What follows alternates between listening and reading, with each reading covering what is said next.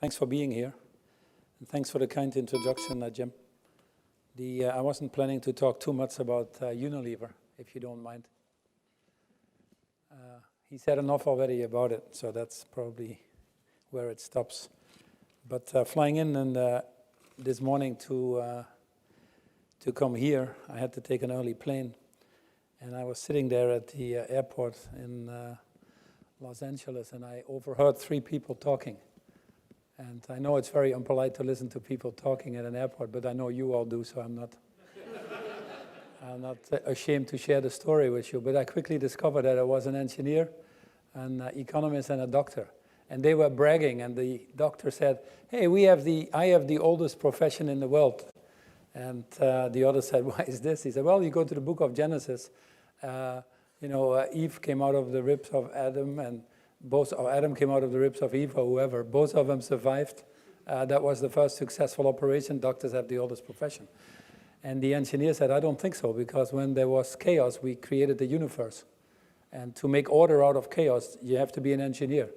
So engineers have the oldest profession." And the economist said, "I don't think so, because who created chaos in the first place?" And I think that describes a little bit what I want to talk about today, who created chaos in the first place. But before I do that, let me first tell you how pleased I am to be here in this Konrad von Guggenberg Memorial Lecture. We were just talking with some of the kind people who have known him and studied with him in the class of '87. But he seemed to have been a remarkable person and frankly, a little bit ahead of his time. As I said then, I would love to have met him, but it's certainly an honor to be part of his life indirectly by recognizing him. And doing that in a school like Stanford, obviously, is a wonderful opportunity. You have a great institution here. Undoubtedly, I'll call my mother today and tell her I was at Stanford, and she'll be very proud. But you also have a very progressive, and we were talking that vision towards what the role of the education should be and the people that you are producing here for tomorrow's world. You've been very instrumental, as Jim said, to work on the high carbon stock issues around deforestation, etc. And if we don't have the academic world actively involved, I don't think we can solve so many of the world's problems. And we had a chance this morning with a tremendous group of professors and faculty and PhD students and others to talk a little bit about the challenges of palm oil in the supply chain, which are not all that obvious. And to think about that together, the more you talk about it, means that these issues are solvable, but we all need to contribute our own individual parts to this. And as a university, I think more than ever, showing your leadership in the area of sustainability will place you very well. Because the future issues that we need to solve are obviously the challenges of climate and energy, or water, or biodiversity, or natural capital, and many of the other things.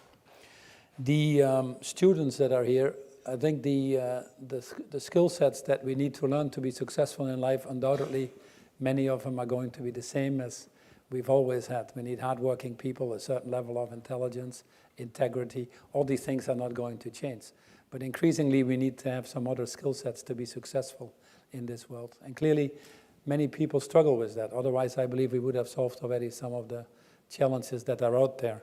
But to be a good business person, you need to know as much in the future, in my opinion, about sustainability as you know about sales. So you need to know as much about climate change as you do about cash flow, or you need to know as much about international development as you do about business development. It really requires a broader vision if you want to manage these challenges that we know we are seeing every day in this world.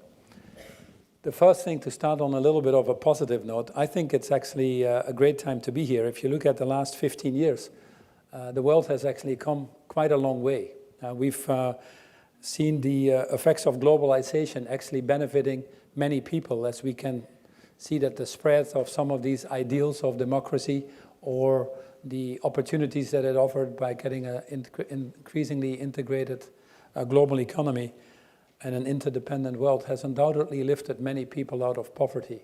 In fact, in the last few decades, more people have been lifted out of poverty than any time in human history. More people are going to school any time in human history. More people have access to clean drinking water or sanitation. And yes, it's also true that more women are actually participating in the global economy than ever. In fact, the original goals that we set in 2000 for the global agenda, which were called the Millennial Development Goals, had as a simple objective to halve the number of people living in poverty over the 15-year period, from the year 2000 to 2015. And in fact, we have achieved that. We have achieved that, and we should be proud about that. This is a healthier and wealthier world than at any time. And, but at the same time, I have to take a step back a little bit after these 15 years. And it reminds me a little bit of Dickens, who wrote in the 1850s his book, 1870s, The Tale of Two Cities. At that time, he was talking about Paris and London. I'm spending most of my time in London. But his book starts with, it was the best of times, it was the worst of times. And I think we're a little bit in that situation right now. Whilst we've lifted enormous amounts of people out of poverty, we also have still challenges that need to be solved. And many of these challenges, actually, I think we became fully aware of that in the crisis in 2007, 2008. Some people said it's a financial crisis, then some people said it's a governmental crisis, then it became economic crisis, and we're still recuperating from that. In fact, it was the worst crisis on record since the Great Depression in the 20s.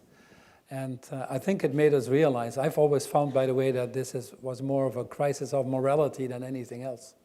But it made us realize that the system we had created had certainly lifted so many people out of poverty, but it wasn't quite sustainable. It came at an enormous cost, a high level of private or government debt, an enormous level of overconsumption, and frankly, leaving too many people behind. I've always said that in any system where too many people feel that they're not participating or are being left behind, that system will ultimately rebel against itself, just like a cancer in a body. And you've seen that happen, actually, increasingly so. The question is, have we learned anything since this crisis? I hope the answer would be affirmative, but if you look at the hard numbers, you have to really ask yourself questions. The debt that caused this crisis, by the way, an economic system that was very much around, we asked the Saudis to pump the oil, we asked the Chinese to produce the plastic, and we asked the Americans to consume. That's basically what we were doing in a very simplistic way. And you'd think we would have learned from that now that we are 8 years further or 9 years further. But the global debt actually has gone up by another 57 trillion. That's 40% more global debt. Obviously, quantitative easing and all these things have played a role for it, basically in Europe and the US. Companies, actually, you see the same behavior, very little investment in the future of companies, more being given back on special dividends and share buybacks on the financial side because of this abundance of capital, but very limited amounts of money are entering in the real economy. You look at overconsumption, I think we're still on this linear consumption path. Only 10% of the packaging, for example, gets reused. 90% ends up in landfills, and unfortunately more and more in the oceans, and that's not going to last either. So on the consumption pattern, we still haven't moved to a circular consumption pattern at the speed that is required. In fact, you take the top 1.2 billion people in this world, to which we all belong, believe it or not, but the top 1.2 billion people consume 75% of the world's resources. And the bottom 1 billion, only 1%. But I can assure you, if you're on the bottom, you all aspire to live like us. And the numbers just don't add up anymore. We're living way beyond the limits of our planetary boundaries, and climate change obviously is one of the effects that we see. And then you think we left too many people behind. Well, we're again a little bit further, and frankly, in the 8 years since the crisis, the Gini coefficient in all countries in the world has actually gone up. The only country that is an exception, I believe, is Ecuador by memory, but the rest, we've actually increased the gap.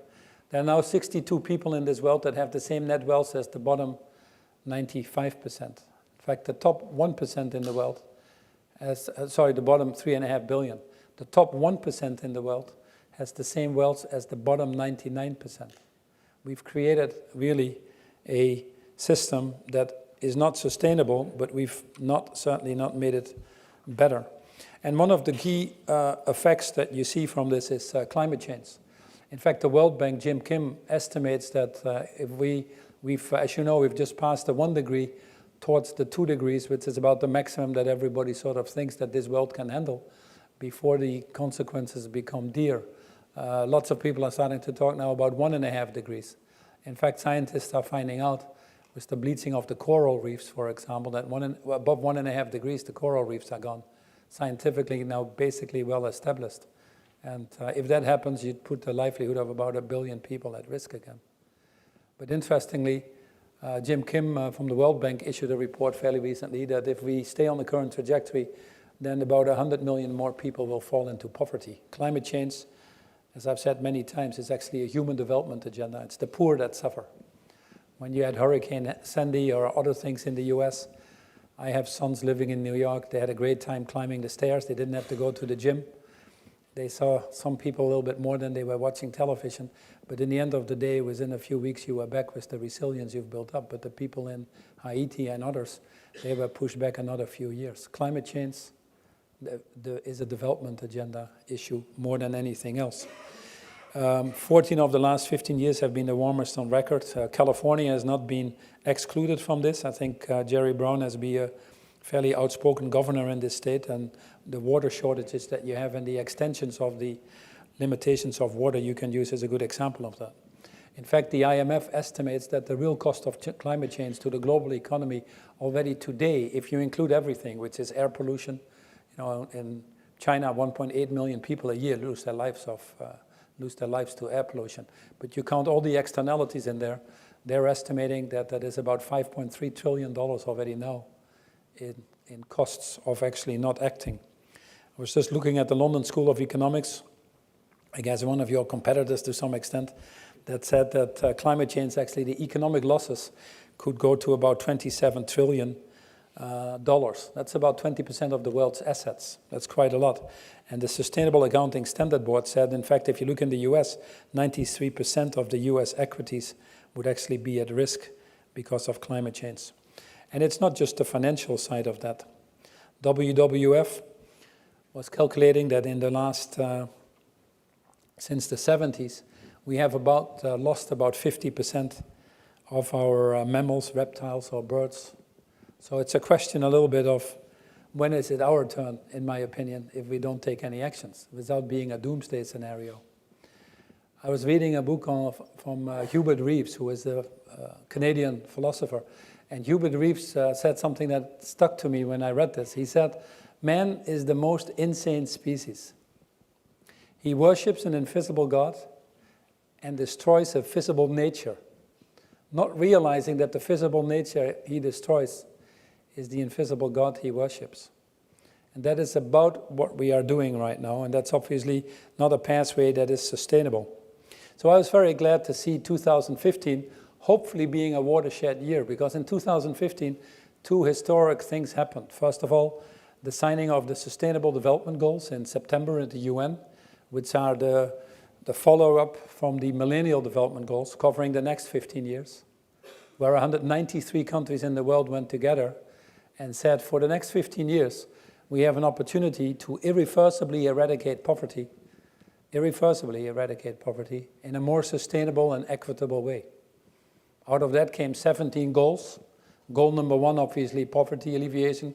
Goal number 2, food security. Goal number 5, gender equality. Goal number 6, water sanitation. Goal number 16, governments. Goal number 17, partnerships. 16 goals. That if we would work all these goals, we could indeed do that. And the first test of these Sustainable Development Goals came in December last year in Paris with the famous COP21. The COP21, where all the countries in the world, again about 190 countries, submitted their intended nationally determined commitments, what they thought they could do to stem the tide of climate change. We were on a 4-degree trajectory, and lo and behold, in Paris with the agreement, we've actually bent that curve. The agreement covers all countries, 4 times more than the Kyoto Protocol, and it was on a voluntary basis. You propose, just adding up what was proposed. No backsliding, cannot go back, 5-year review, $100 billion a year financing to move forward, obviously, and help the poor countries. A pretty good agreement as a starting point. Obviously, we've discovered that we cannot wait till the end of the century to tackle climate change, and now we have to work on accelerating it, but the base has been laid. So I'm actually very pleased that for the first time in history, we could be be the generation, if you want to, and especially the young people here, that solve poverty, which is a noble goal to go for by itself, but also ensure that future generations don't have to deal anymore with the effects of climate change.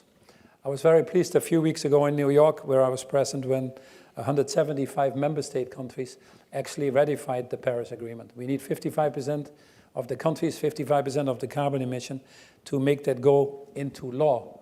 But interesting to see the US right now, the Chinese and some others are actually trying to push this agenda forward to ensure a more rapid implementation. Now this agenda, which is an enormous agenda for humanity, zero poverty, zero carbon emission.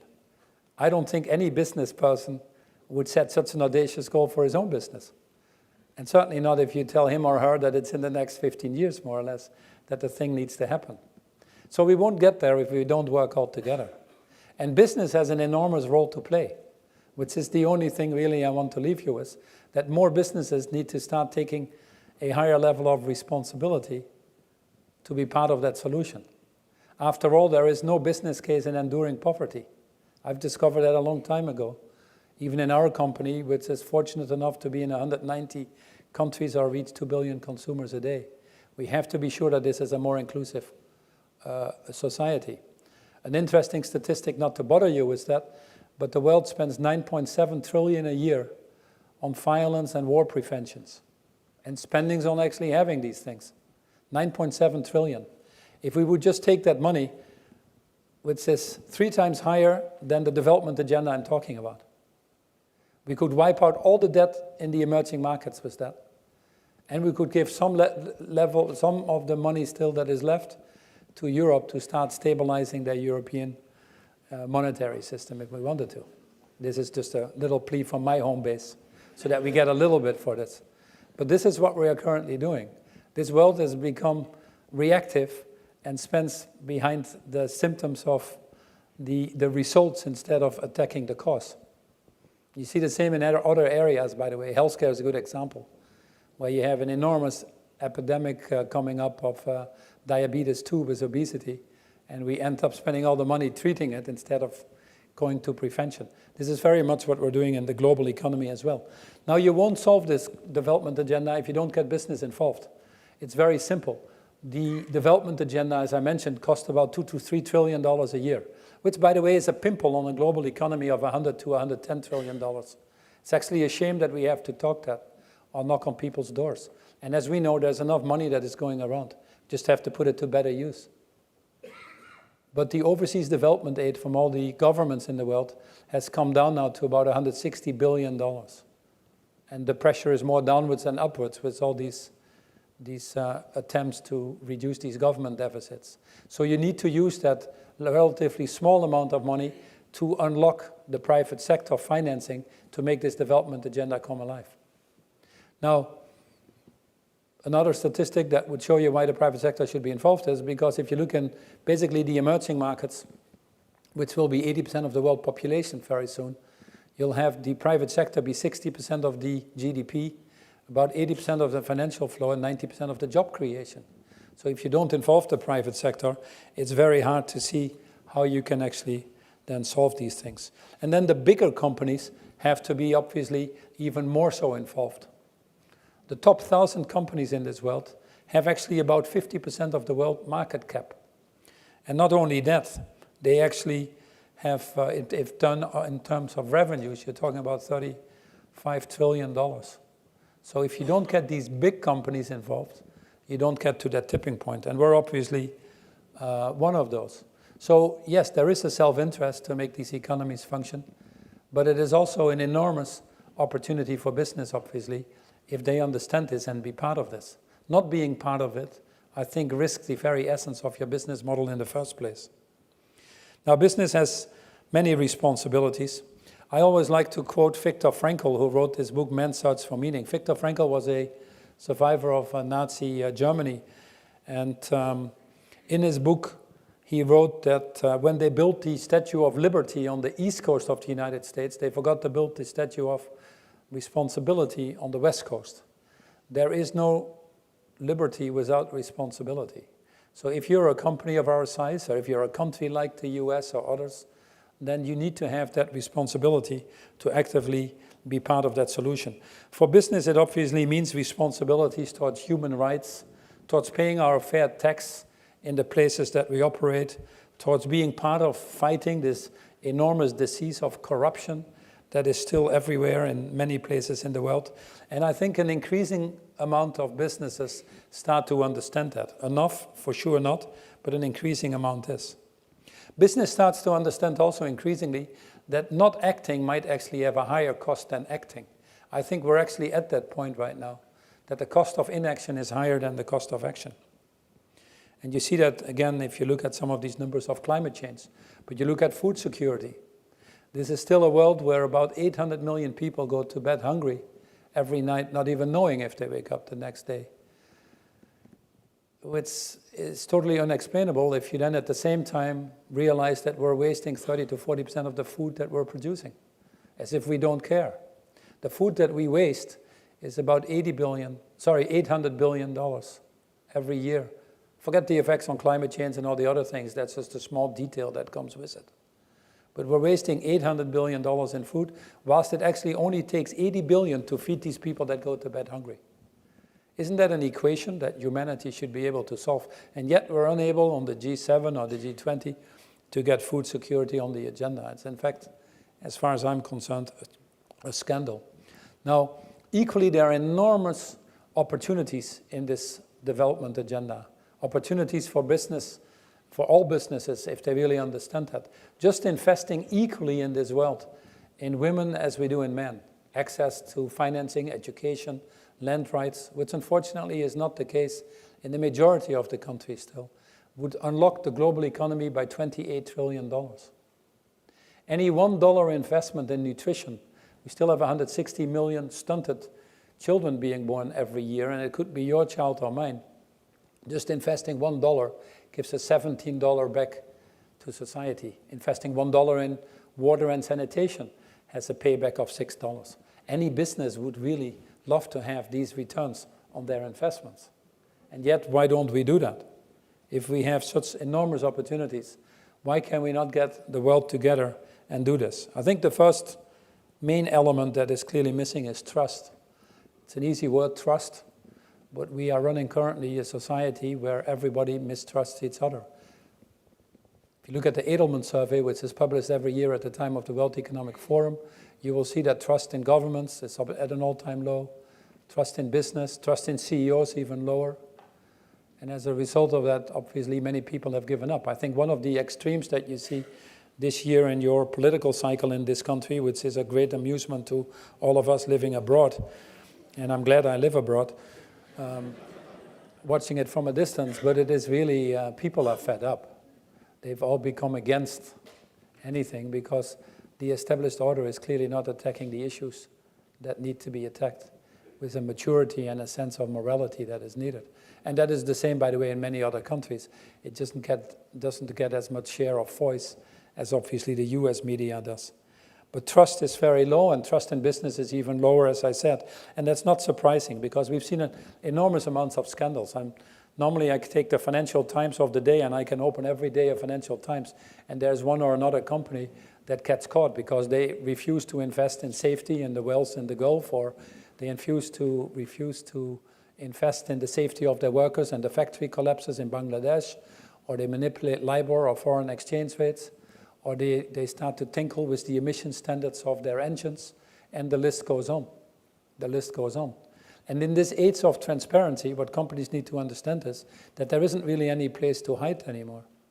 I don't think that these issues are more or less than they were before, but they are certainly more transparent than they were before. That I can tell you. So companies need to take notice of that and be sure that the way they operate is transparent and take responsibility for that if we want to build that trust. Trust can only come from transparency. Transparency builds trust, and trust is needed to build prosperity. And anytime these companies don't behave responsibly, you see over and over that about 30 to 40% of their market cap disappears. So increasingly, not surprisingly, it's interesting also to the financial market that want to know that what they are investing is responsible investing. The other thing we need is obviously transparency, as I said, that goes with trust. I don't think you can build trust without that transparency. We are publishing far more data now as a company than we've ever done in the history of mankind, I believe, and we will continue to do that. Because by showing what we do, by giving access to that to many people, we can build that. The other thing that is needed is a different business model. If you want to solve all these issues like climate change or food security or poverty alleviation or access to clean drinking water or education if you want to, you cannot be victim to the quarterly reporting. This market and this world has become incredibly short-term, incredibly myopic. And many companies, unfortunately, would forego doing the right decisions long-term if it affects their quarterly profits versus market guidance. We've become very myopic. And not surprisingly, the average length of a publicly traded company in the US now has gone down to 17 years. The average tenure of a CEO is now 4.5 years. In that short cycle, these longer-term issues that really are important for all of us are not getting the attention that they need. So you need different business models. In Unilever, when I became CEO, we stopped doing quarterly reporting. We stopped giving guidance. We moved our compensation systems to the long term. But more importantly, we developed business models that really are firmly ingrained in the principle of partnerships. It was Einstein who said the definition of insanity is to do the same thing over and over again and expect different results. That's not going to work anymore. We've come so far. If we now really want to snap out of this and create this better world for everybody, we have to become adults and start working at a different level as well. And that different level has to come via trust, as I mentioned, but certainly a different form of partnership as well. It's a partnership more than just you and I working together because the two of us can do more than each of us individually. It's first and foremost a partnership for the common good, where we put the interest of others ahead of our own, knowing that by doing so, we will actually be better off in the longer term. If we get that higher level of partnership, of morality, if you want to, I think we can solve any of the world's problems. We don't need more PhDs in due respect or send missions to Mars to find the answer. For most of these issues of the development agenda, we have the answer. And frankly, increasingly we see others becoming aware of the enormous potentials or the downside of risks if we don't act. I personally would only want to invest in companies that create a better future where I can retire in or my children can live in. So we see people becoming much more conscious of how they use the power of their wallet. Millennials are the best example of that. In fact, this is the first year that the millennials in the US will have the same number of voting power as the baby boomers. Unfortunately, they're not as politically engaged because they've been turned off a little bit by what is happening. But it's the same now in 2020, which is not that far off. We have significantly more millennials as voting power. And these people are far more purpose-driven. They are far more conscious of how they put their dollars to use. And hopefully will be a big wave of change that will benefit us all. But the financial evidence is also there. I personally don't believe that the thing will move at the speed that we need to move it if we don't get the financial market involved. Unfortunately, if you want to, it is still a market, a global economy that very heavily depends on that. And the interesting thing is that most of the studies now actually show that companies that are more transparent obviously take risks away from the financial market and have a lower cost of capital. It also shows that you get better operational performance. Companies that think about climate change or some of these issues also make their whole value chain more resilient. And then not surprisingly, the stock price performance, everything else being equal, is actually better of companies that are more responsible in this market. What Unilever has done with their Unilever Sustainable Living Plan that Jim briefly referred to is actually create a business model where we totally decouple our growth from environmental impact and increase our overall social impact. But the difference from CSR and staying in your own shop if you want to, or making it only part of your company, is that we fully integrate this in all we do. It is in fact our business model. And we take responsibility of the total value chain. You cannot solve issues if you just stay in your own narrow little box and work in silos. If in our case you're in the food business, you have to take responsibility from the farm to the fork. And all the issues that are in between. The issue of malnutrition or stunting, the issues of climate-smart agriculture, the issues of food waste, the issues of creating jobs for smallholder farmers. The issue of deforestation, half of it driven by the enormous demand of food. And on the other hand, the issues of obesity and some of the other things we talked about.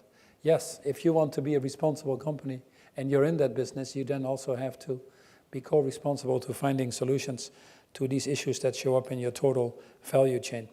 I think that the divestiture movement or the financial market is getting increasingly interested in this agenda.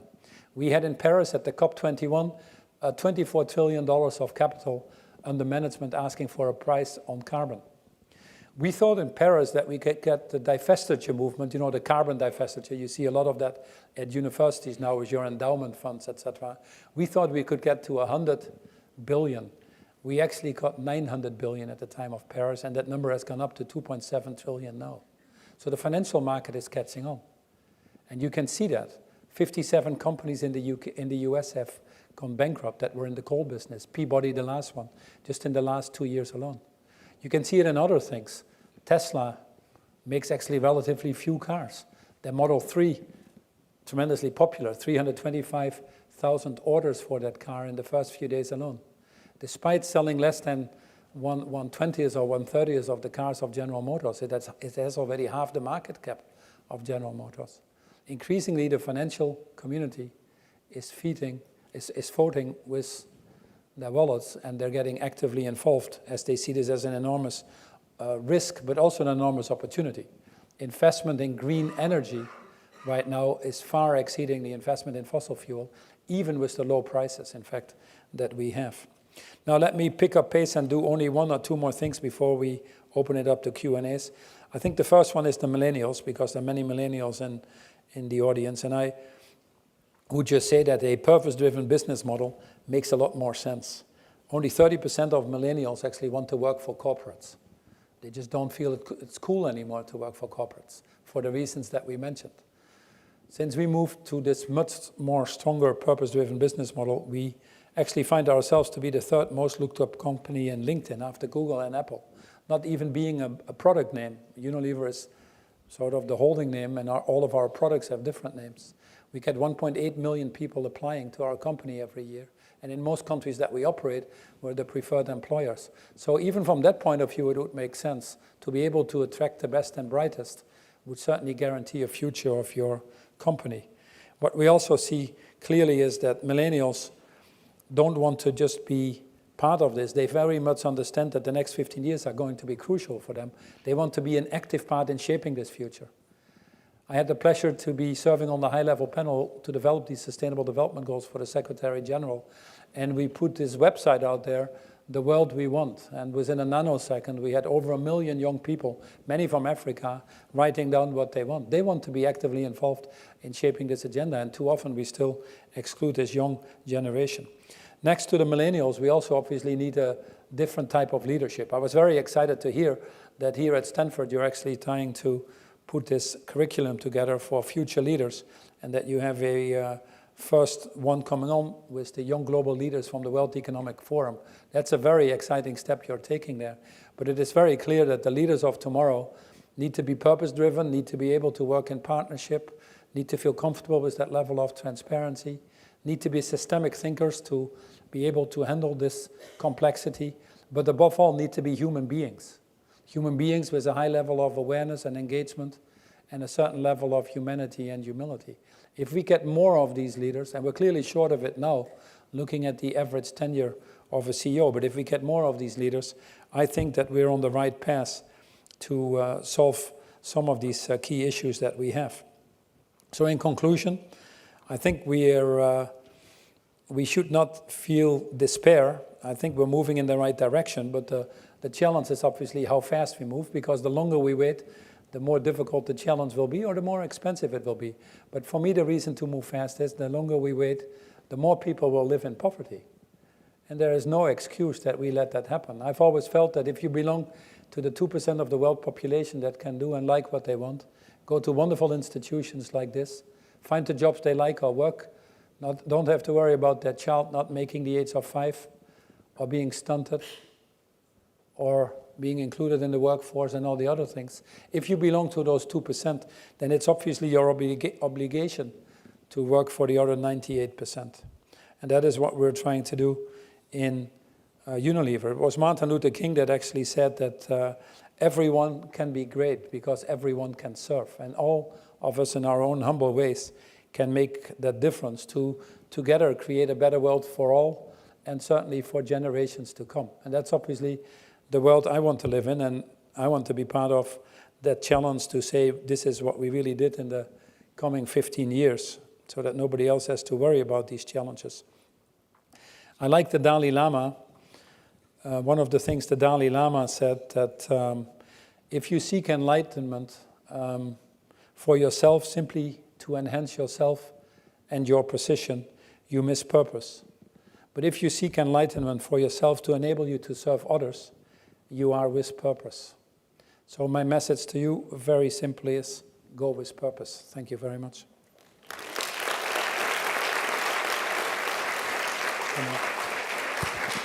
I'll join you over here.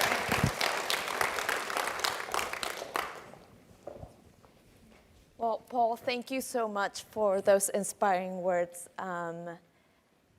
I think you've left us with many things to think about. But there were some exciting things you said. There are signs that governments, companies, people in general are not only more aware, but are taking action to do something about the development agenda, about sustainability. But that was not really the case a few years back when you took over Unilever as CEO. And you came in the first day and made huge changes. But how did you handle all the challenges and the resistance that came with that? Well, so I had, there were changes indeed, but first of all, there was a burning platform, and in fact, I had two of them. I came in from the outside, which helped a little bit by not being so biased towards some of the changes that needed to be made, perhaps. But the business was not doing so well, so that was a burning platform. And then you had the crisis in 2007, 2008. So it wasn't difficult to convince people that we needed to do things differently. Because I came in from the outside, and actually I had worked what some people thought was competition in the past. I don't have that concept myself, but some people felt that the Trojan horse was led into the company. And I discovered very early on that it was for me to prove that I could be part of the team instead of them to prove that they could be part of my team. And I had to establish myself. So I spent an enormous amount of time digging into the history of the company. Jim Collins, in his book From Good to Great, talks about nurturing the core before you stimulate progress. And we actually went back to the roots of this company. We actually went to Port Sunlight, which is in the north of England, where the company had started. Symbolically had a meeting there with our senior management and discussed a little bit what had made this company great. And we came to some enormous values, and one of them is certainly doing well by doing good. This was a man, by the way, that instituted in the UK the 6 hour a day, which was very revolutionary in the 1800s, I can tell you. When he became a lord and he went into parliament, he introduced the pension plans.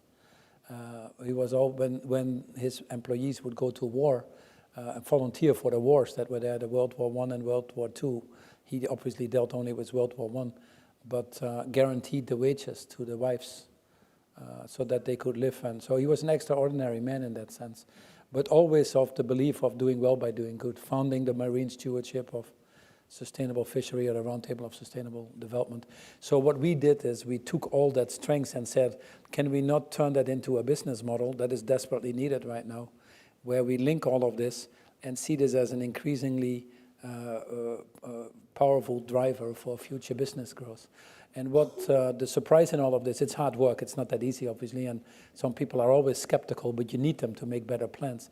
But people rally quite quickly towards something when it is a higher purpose and want to be part of that. People want to make a difference. They want to leave this world in a little bit better place. They want to touch people positively. And if you can work for a company where those values can come alive, then people feel happier. And we've seen that in our engagement scores, which were sort of in the bottom tercile when we started, and now they're off the map because people want to be part of this. On that note, can you tell us when did you find purpose in promoting sustainability as a business practice? Well, it was always, the question is always, why didn't our predecessors deal with this as much as they should have? And the answer is really, the issue wasn't so evident. Because we've lifted so many people out of poverty, we really got the issues of planetary boundaries. If you go back even at the time that the original Millennial Development Goals were developed, the word sustainable didn't show up there even.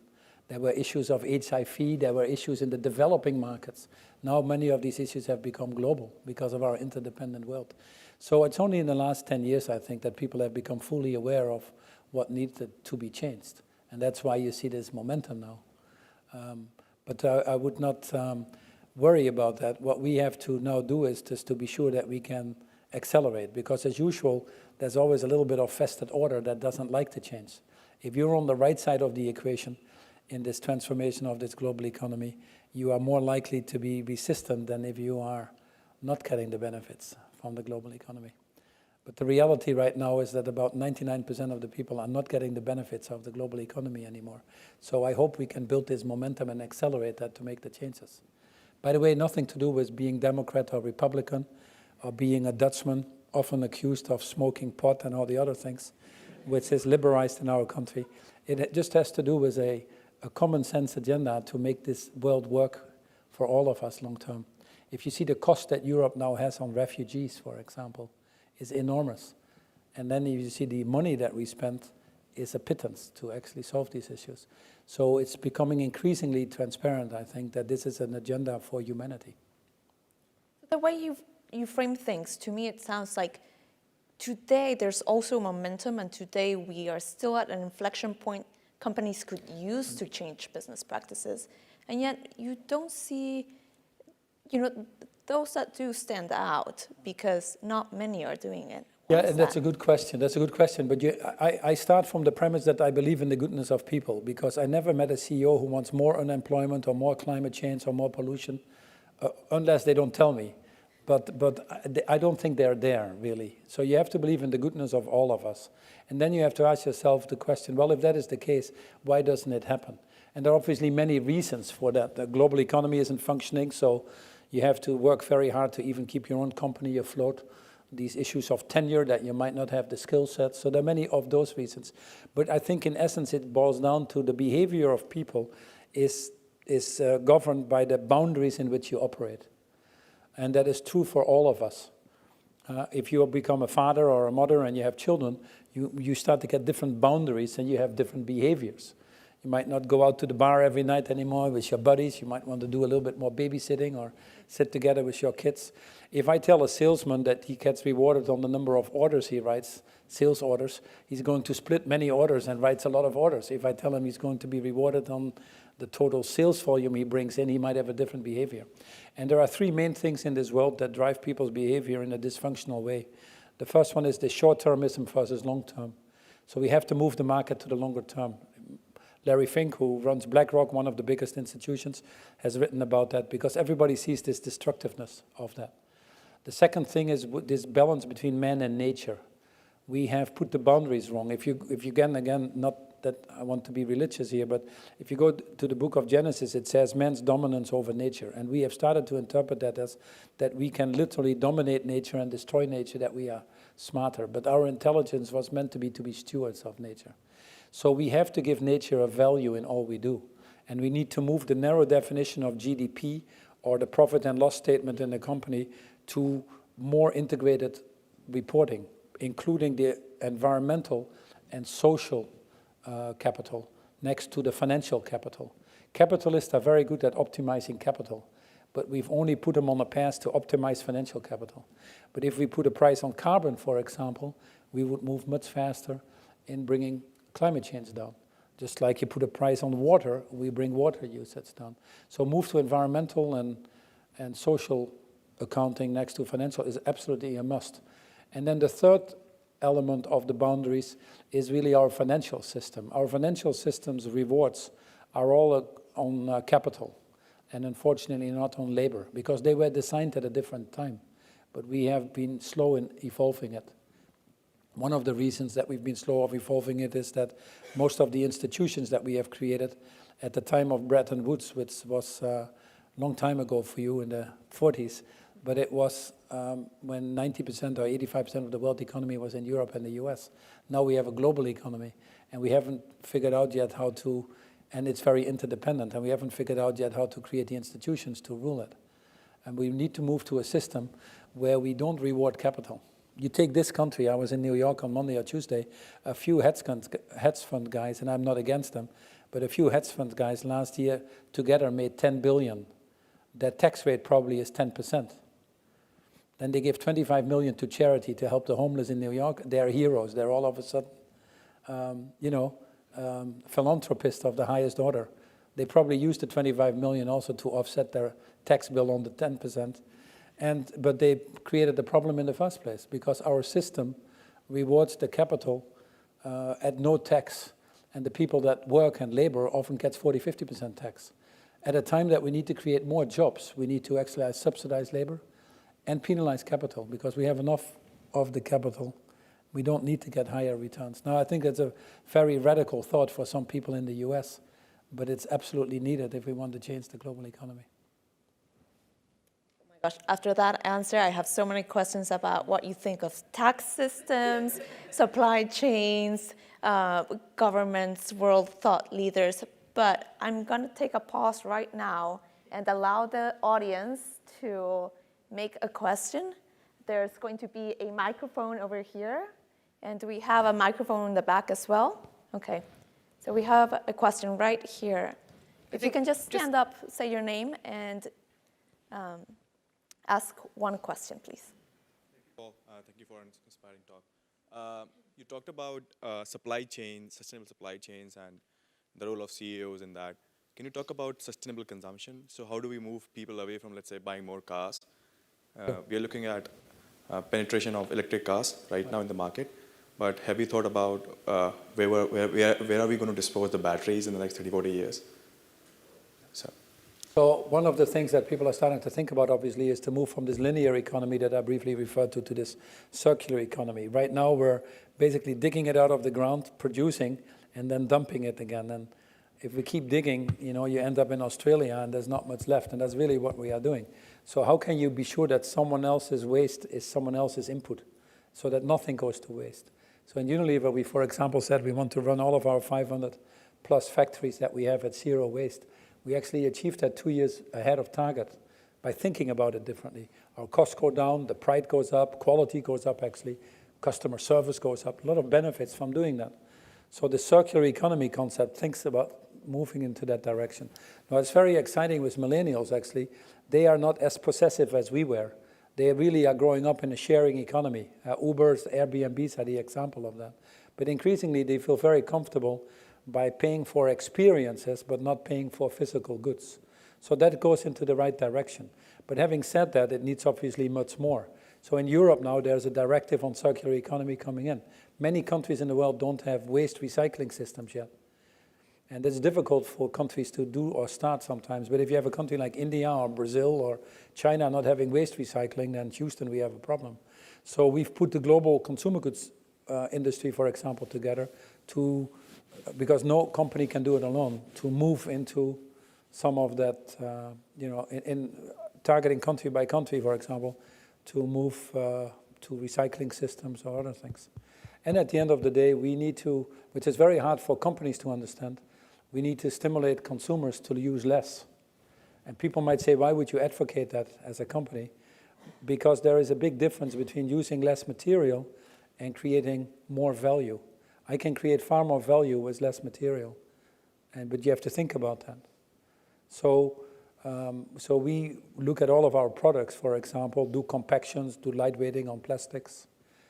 Be sure that actually the products leave from what's in the bottle, because in many products, 15–20% stays in the bottle when you throw it away.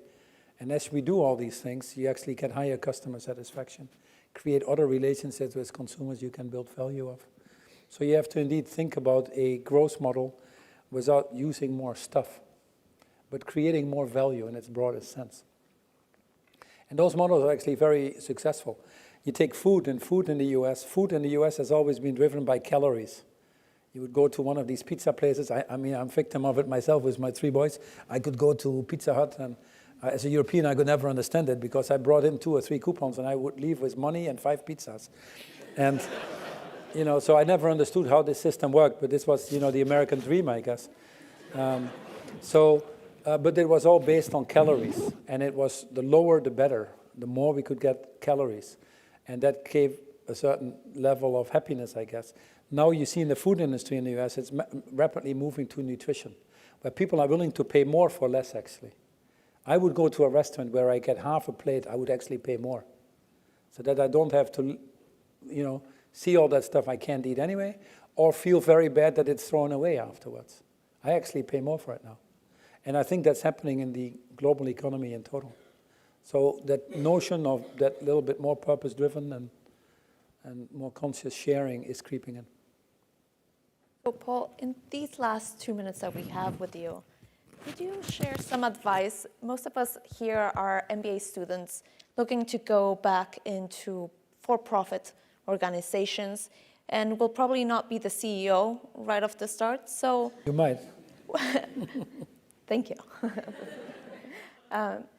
What can we do to bring sustainable practices into the organizations we go into? Yeah, first of all, don't have an ambition to become a CEO. That is a stupid ambition. I always tell people, not because I don't like my job, but it's just that anybody can have that title.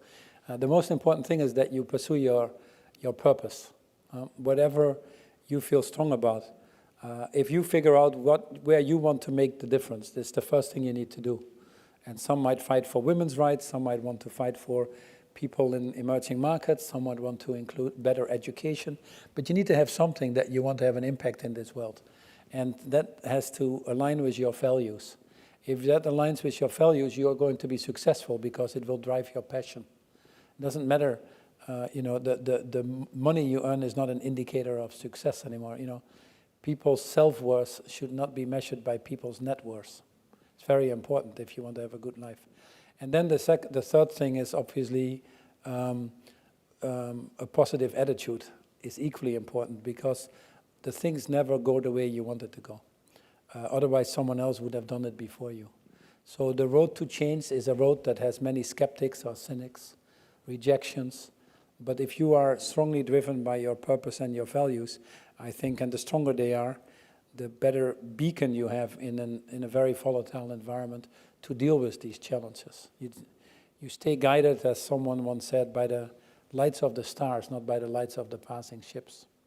And at the end of the day, you need to do what you really feel you can make the biggest difference if you're in a fortunate position like ours. I don't say it on camera, but the reason I work in this company and give my energy to that is because I can have a bigger impact in doing what I do now than I can see in any other opportunity that is offered to me.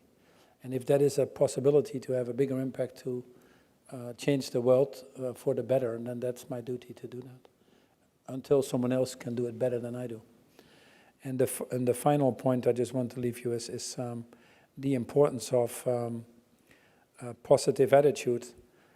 Reminds me of a story that my father always told me of the boiling water with the carrot, the egg, and the coffee bean. And the egg is actually very soft, but goes into the boiling water and becomes very hard and stubborn. You can't do anything with it. The carrot was actually strong, went into the boiling water, but became very soft and mushy. But the coffee bean went into the water and changed the color of the water around it, but stayed the coffee bean. So my message to all of you is just be the coffee bean in life. Thank you very much. Everyone, a big round of applause for Paul Polman, please.